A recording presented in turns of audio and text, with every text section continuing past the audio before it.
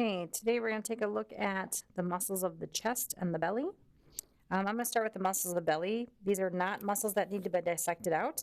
If we actually cut and separate these muscles, we would be into the abdominal cavity, and so we will cut into them later on when we're doing our internal dissections. The two muscles you need to know on the abdominal cavity are the rectus abdominis. That is the muscles that go straight up and down, and in this cat, they're covered by thick white fascia. We're not going to remove that fascia for fear of cutting into that abdominal cavity. So this is a location-only identification. Rectus abdominis, it means it's erect, it goes straight up and down the body.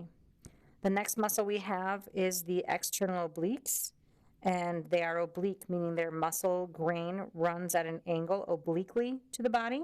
And so these are the external obliques right in here. Off on this side, they end right where we see that white fascia beginning.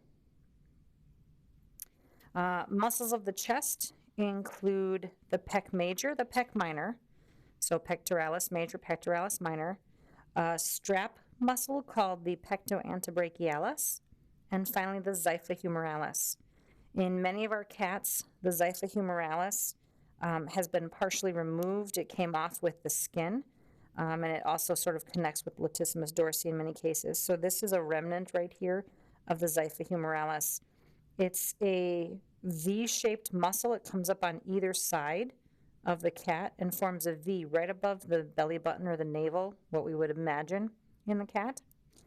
And so again, you can see we have a remnant here. From here down is xipha humoralis. From that point, you can see the white lines of separation.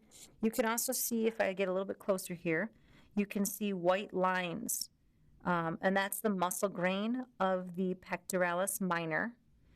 When you look forward on the cat, when you can see the muscle grain change direction, so right about here, all of this muscle grain is in this direction, and when I move up, that angle has changed. It's become a little more lateral, and so the muscle direction here runs like that. That's to indicate that we've left the pectoralis minor down here, and we are looking at the pectoralis major.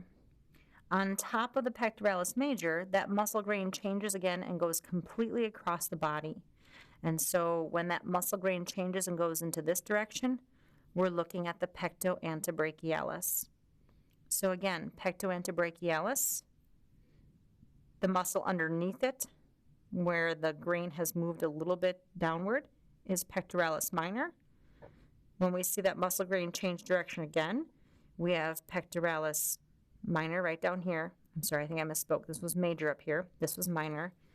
And then we'll see a white line of separation, and this is sort of a chewed up example of one, but we have the xipha humoralis right down here.